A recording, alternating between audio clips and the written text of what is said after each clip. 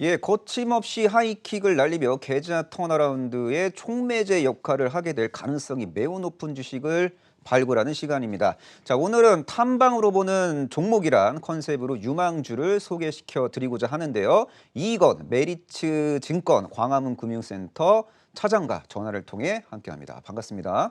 네, 안녕하세요. 반갑습니다. 예, 지난번에 이제 제시해드린 종목에 대한 점검부터 좀 필요할 것 같은데요. 2주 전에 기업 탐방을 다녀왔던 그 12월 10일 유망주 인텔리안테크가 의미 있는 상승 흐름이 이제 전개된 걸로 지금 알고 있는데요. 이 인텔리안테크에 대한 매매 전략을 다시 한번 수립해 주시면 감사하겠습니다. 네. 인텔리안테크가 독점적으로 안테나를 공급하고 있는 업체죠. 그 원앱이 지난주 17일에 저궤도 위성을 발사했습니다. 그래서 이 저궤도 위성을 발사하기 이전에 10일에 이 모멘텀에 대해서 말씀을 드렸는데요. 지금 가격이 25% 정도 올랐지만 여전히 보유 의견을 드리겠습니다. 원앱은 이 빵빵한 대주주를 통해서 앞으로도 주기적으로 저궤도 위성을 발사할 계획인데요. 저궤도 위성의 수가 늘어날수록 인텔리안 테크 또한 실적과 모멘텀이 함께 늘어날 겁니다. 여기에 앨런 머스크의 스페이스 X 한 달에 두 차례 60개의 저궤도 위성을 발사하죠. 그리고 아마존도 저궤도 위성에 대해서 인수하려는 관심을 보이고 있습니다. 현재 애플카 같은 자율주행에 대해서 관심이 많은데 도심 같은 경우에는 중계기 설치가 용이한 지역에는 5G를 이용하겠지만 지근 통신이 제한되는 장소는 저궤도 위성이 필연적이거든요. 그렇기 때문에 이 저궤도 위성과 안테나 같은 경우에 가야 할 방향은 정해져 있고 실적은 이에 맞춰서 보여주고 있고 내년도 사상 최대 실적 예상되기 때문에 지금은 차익 실현이 할 때가 아니라 홀딩 그리고 조정 시 추가 매수 드리겠고요. 제가 2주 전에 동사 탐방 다녀와서 말씀드릴 때 템베거 종목이다라고 언급드렸는데 꾸준한 관심이 필요해 보입니다. 네, 잘 들었습니다. 저궤도 위성 시장 성장의 핵심 수혜주인 인텔리안테크는 추가적인 상승 여력이 충분히 있으니 좀 보유 관점으로 대응하는 게 바람직하다라고 말씀해 주신 것 같은데요. 자, 지금부터 본격적으로 기업 탐방으로 보는 종목 코너를 이제 시작을 해야 될 것 같습니다. 차트를 뚫고 하이킥 주요 저항선을 뚫고 거침없이 하이킥을 날려 보낼 수 있는 핵심 유망주 어떤 종목의 탐방을 다녀오셨습니까? 네, 원익 IPS를 다녀왔는데요. 지난주 사상 최고가를 경신한 이후에 21선까지 이격 조정을 받았지만 삼성전자와 함께 다시 한 번 더 신고가 경신이 예상되는 종목입니다. IPS, 원익 IPS 하면은 뭐 디스플레이, 반도체 등을 뭐 종합적으로 아우르는 종합 반도체의 대명사, 아이콘으로 이제 평가받는 기업인데 이 기업의 투자 포인트를 잡아 주시면 감사하겠습니다. 네, 여러 가지 많은데요. 한 가지만 알면 될 것 같습니다. 삼성전자, SK하이닉스의 내년 캐펙스가 사상 최대치다.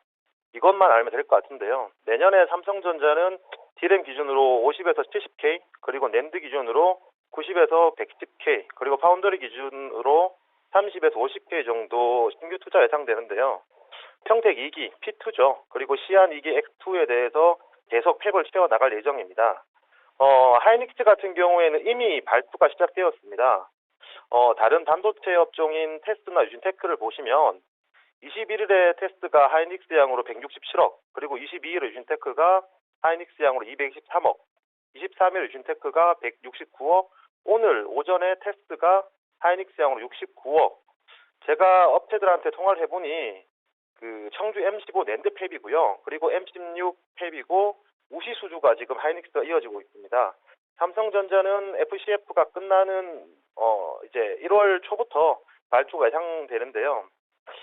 삼성전자의 이런 수주 공시가 나오면 주가는 굉장히 가파르게 상승할 수 있을 것이라 예상되고요. 물론 수주가 나오기 때문에 내년의 실적 또한 굉장히 크게 기대해 볼 수 있습니다. 원익 IPS는 올해 이미 사상 최대 실적을 기록했고요. 이 실적을 21년에 갈아치울 전망이고 또한 21년 실적 대비해서 22년까지 최대 실적 경신 이어갈 전망이기 때문에 이 시작은 1월 달부터 있을 삼성전자 그리고 하이닉스의 수주 공시라고 생각됩니다. 또한 캐펙스에 있어서 그 중요한 부분이 시장이 생각하는 캐펙스보다 내년에 더 크게 할 것인가, 그리고 반도체 업체들이 캠펙스를 확대하려는 스탠스인가 줄이려는 스탠스인가 중요한데요. 이 스탠스는 결국 업황과 연관이 됩니다. 이제 반도체 가격이 바닥을 잡고 턴하기 시작했기 때문에 이 반도체 상승이 언제까지 얼마나 상승할지 모르기 때문에 충분히 삼성전자 하이닉스 입장에서 22년의 수요를 대비해서 내년 초에 캐펙스를 확대해야 되는 스탠스에 있고요.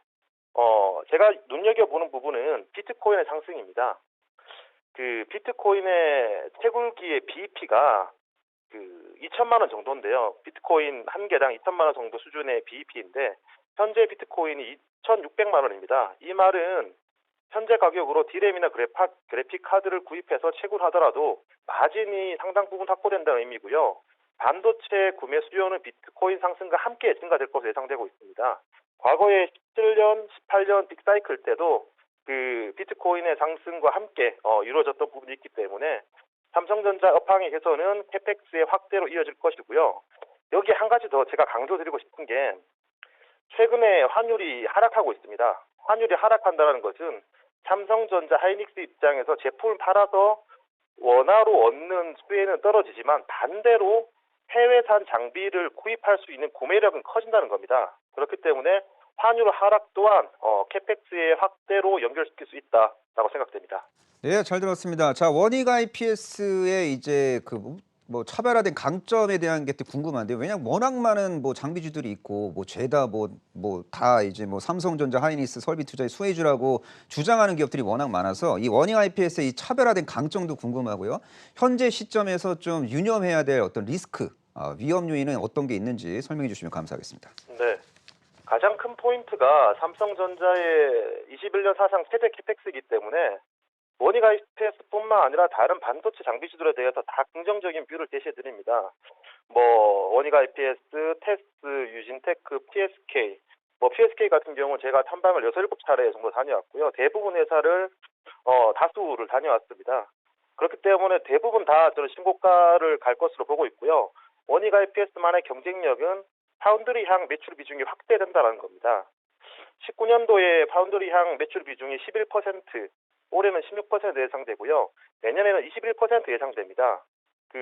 매출액 기준으로 올해 대비해서 내년에 100% 성장 예상되는데 TSMC가 가격 인상을 발표했죠.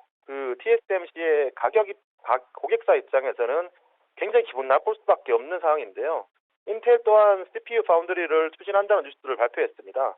이렇게 되면 삼성전자도 파운드리의 투자를 가속화될 수밖에 없는데요.